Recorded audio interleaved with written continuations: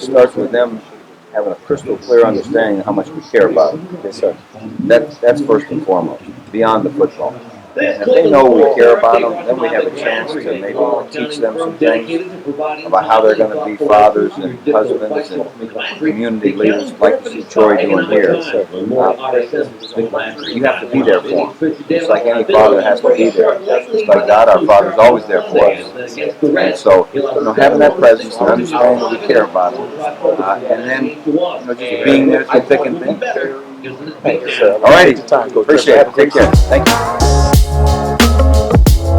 Greatest living football player on earth. Of course, Hall of Fame member of the Cleveland Browns and community activist. He was just on, was it Real Sports? Yeah, Real Sports, yeah, with Bryant Gumbel on HBO. He was just on Real Sports with Bryant Gumbel on HBO, him and Bill Russell. It's pretty fascinating. Jim was here with Tony Rizzo for being with sports for so long. Dealing with growing up in Cleveland, dealing with everything that happens. What does it feel to you? What does it mean to you to be a part of such an event? Like this. Well, Rick, I tell you, this event is a great event, and I love the way, as Coach Trussell said to us earlier, I love the way Troy gives back to the community. Troy's a guy that, like me, never is going to forget where he's from, and I think that's one of the best qualities a person can have. I know that the kids from the Muni Football League appreciate it very much. And then to see the turnout, I mean, Coach Jim Trussell, who is going to be, A, he's not even playing golf. B, he's got to go recruit today in Columbus. Made it a point to come up here and be here this morning for Troy. I think that says a lot about how people respect Troy and how they feel about Troy. All the people that have been here come here to support this great event.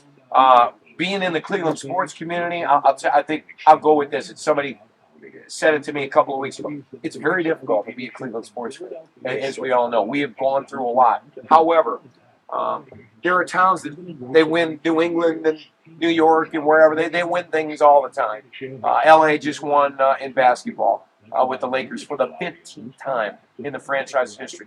All I know is when one of these teams does finally win something in this town, will be the biggest party you've ever seen in your life. It's going to be that much more special for us. Hopefully, we'll win a couple of things, but we're still waiting for that first one since '64, and as soon as we get it, I think this town will embrace it like never before. I agree.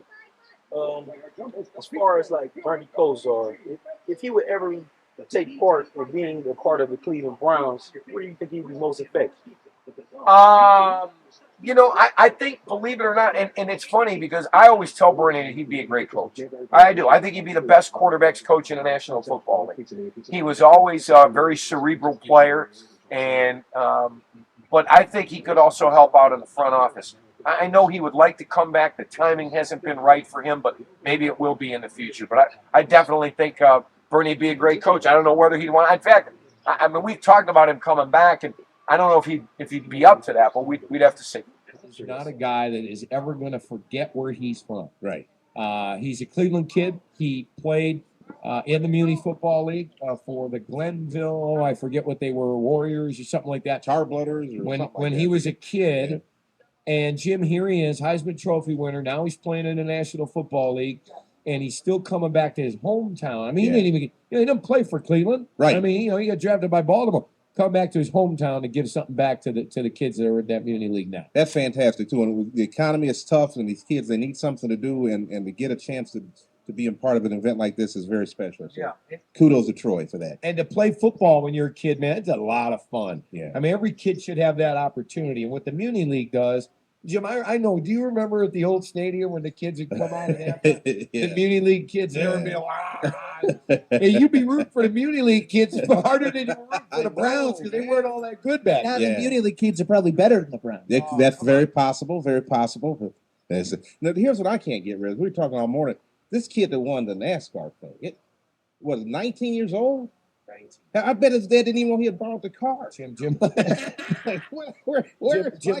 the way, don't get me going on that now because I'm a bit of a NASCAR fan. Yeah. And I go into the races. First of all, he won the race, but it was a rain shortened. That's number one. All right. Okay, but they'll take it. Right. You know what? Do it 10, 20 years from now because he'll win a lot of races. Yeah. When you say remember your first races, I go, yeah, but there's the conspiracy theory out there too that the NASCAR didn't mind calling that race with him in front because he represents the young Yeah. crowd. He's got a lot of young guys Who and was gals. here from LiquorRaw.com, here with Aaron Goldhammer from 850 WKNR.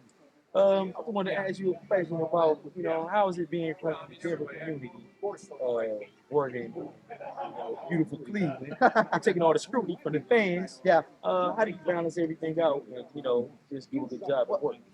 I think, Ricky, that it's Cleveland is such a place where the natives. I mean, it's everyone here is from here. The other day, I was down talking to someone who was from Akron. I said, "Are you from Cleveland?" They said, "No, I'm from Akron." I said, "Cleveland is the same place." So I think it's different for people to hear a different voice, to hear someone who's not from here, who's not a shill for the Buckeyes and the Browns. But I think now, being here about 3 years, I've been here long enough that I think people are starting to get what I do, and they're starting to accept me into the community, especially the Browns, Indians, and Cavs fans. They've been such a welcoming group.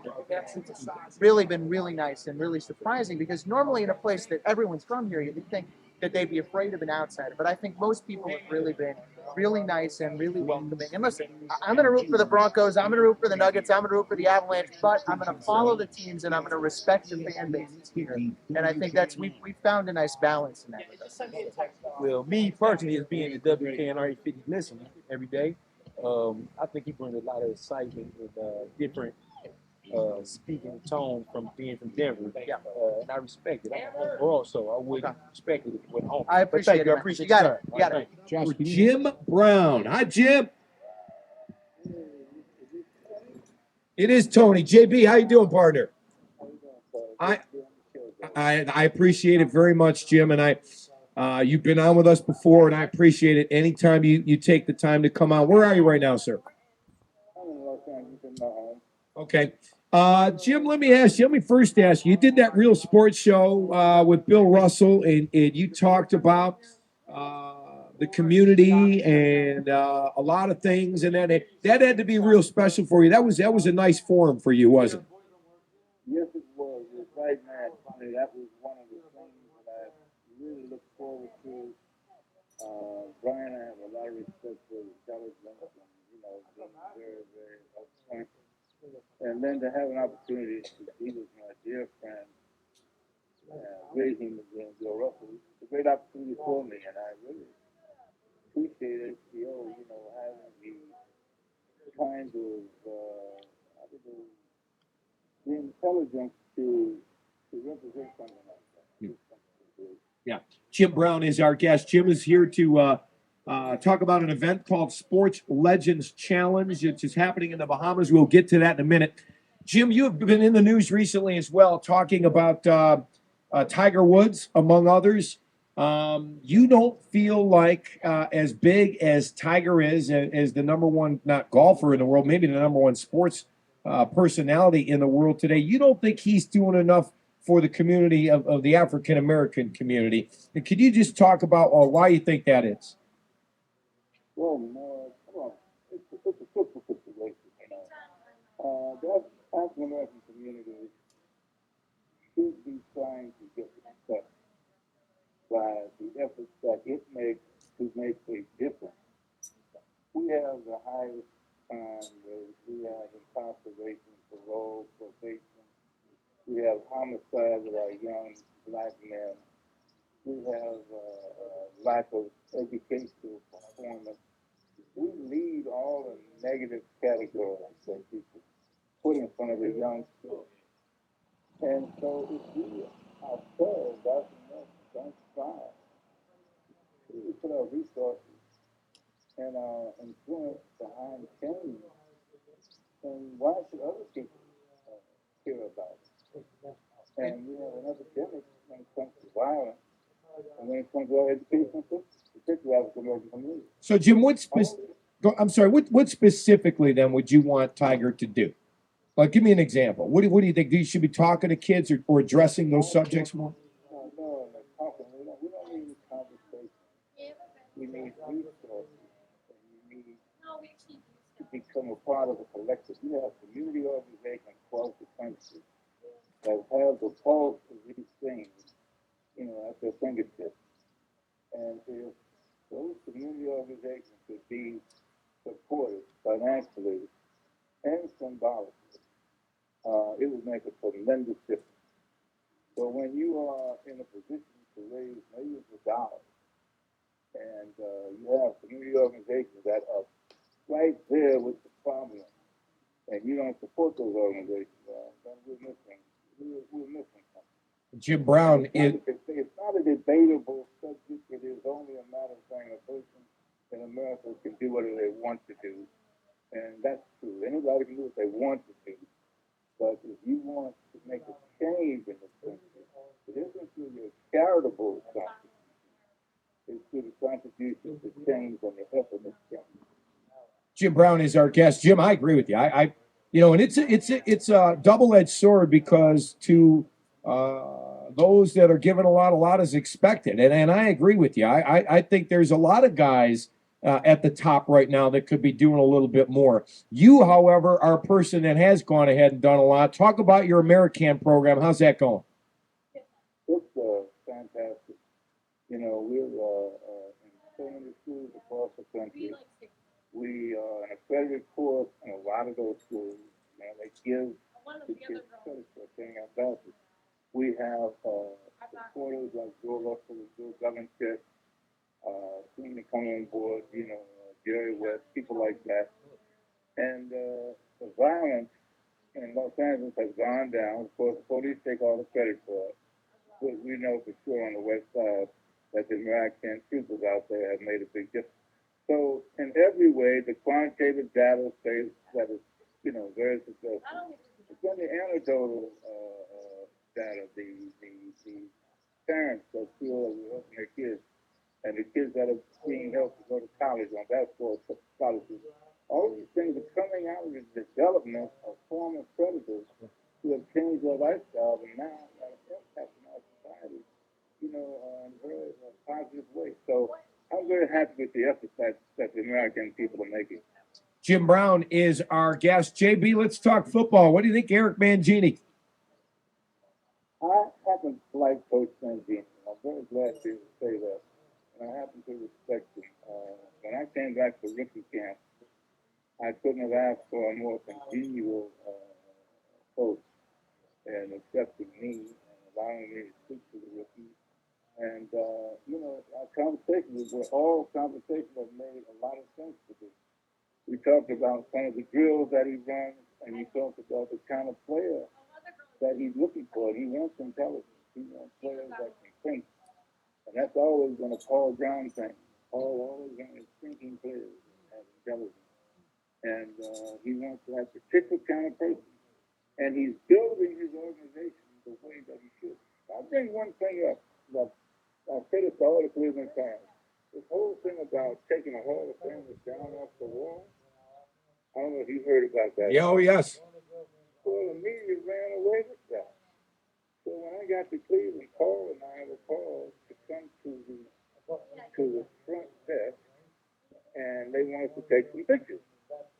So I get the call. We go to the front desk.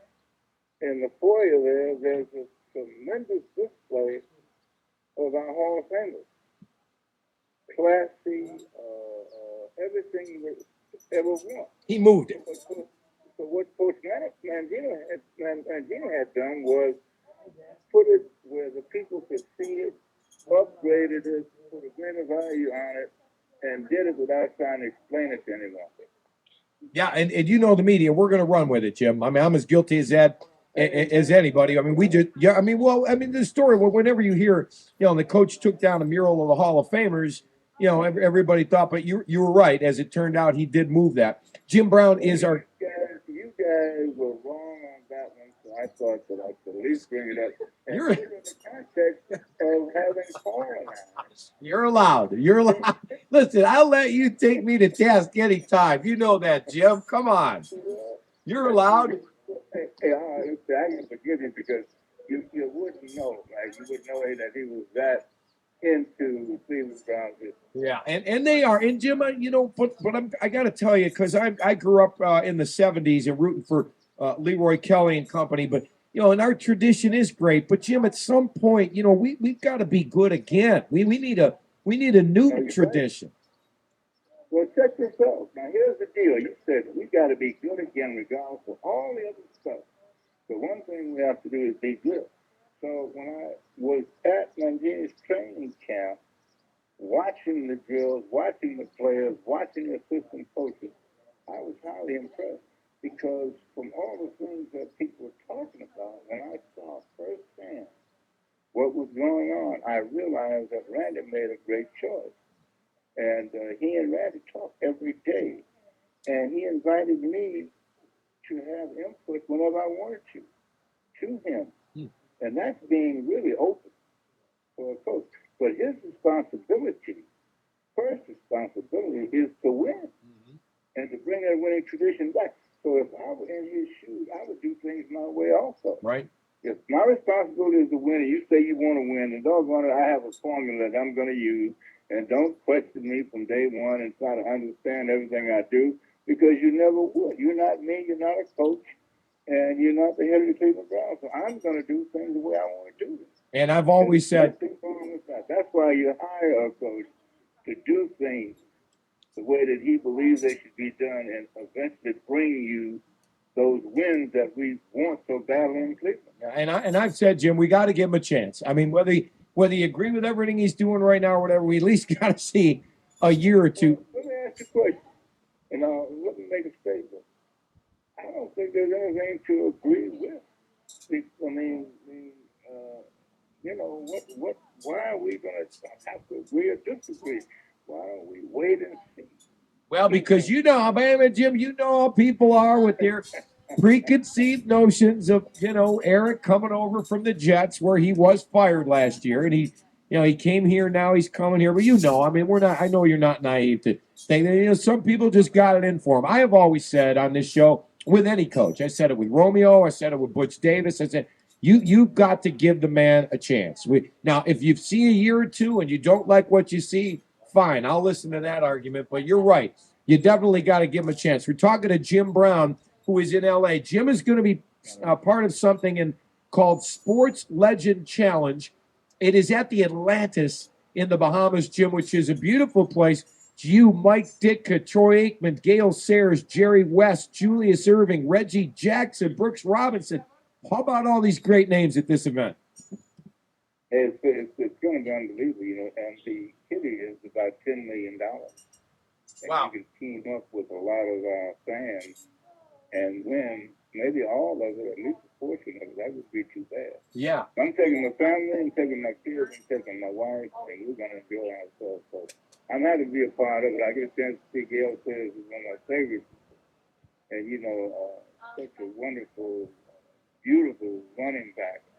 The grace that he had and the personality. So I'm going to be a lot among my friends. So I'm looking forward to it. All right. For more information and to sign up, you can visit them at www.sportslegendschallenge. One word, sportslegendschallenge.com. JB, always a pleasure. When you're in town, I got to have you come in because you and I got a lot to talk about. And I love what you're doing, Jim. I got a lot of respect for you. Thank you very much for being on my show.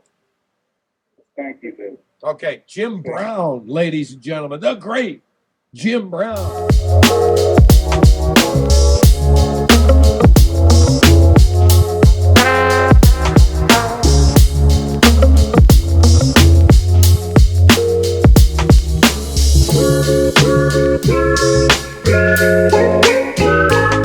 Troy Smith. My name is Rick Lewis from LiquidRaw.com.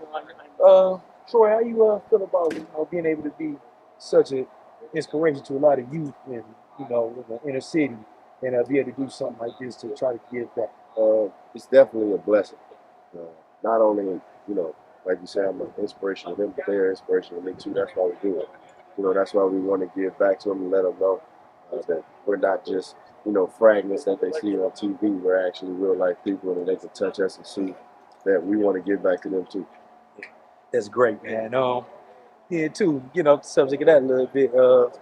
Football, man. You always always knew you could do it. Right. Right. To me, I think you should have won first during the draft and all that. Right. What you got to say to all the non-believers? Get it done. Well, non-believers and people who, pretty much going to be naysayers in the situation. They're not going to go, for any time soon. It's always going to be somebody that's going to, have their take on what they really think should happen or how they think you should be used or whatever the case may be. They're not going anywhere. They don't shape anyone's future. If anything, they fuel certain people's fires. I'm not going to say anything, but, we prove them wrong every day, so I'm good. I'm good. Hey man, Troy Smith right here. Hey, great to the black community. Not even the black community, the whole community. Great guy. Appreciate it. How y'all doing? My name is Rick Lewis again with LiquidRaw.com. Here with the great Chris Chambers, great wide receiver from San Diego Chargers, hometown Cleveland, Ohio. First of all, man, how you like it in San Diego? You know what? I absolutely love it in San Diego. It's a great city. One of the best places I ever lived there my entire life. And it's a great blessing to have the opportunity to play there and to live there right now. Okay, I hear that, man. San Diego's real nice. But when you talk about this event a little bit, y'all got, you and Troy got going on today, man. This is a beautiful thing, doing something for the inner city youth, I remember times when I was growing up, matter of fact, playing Pee Wee football, Pod 6, we had to share equipment and, stuff like that.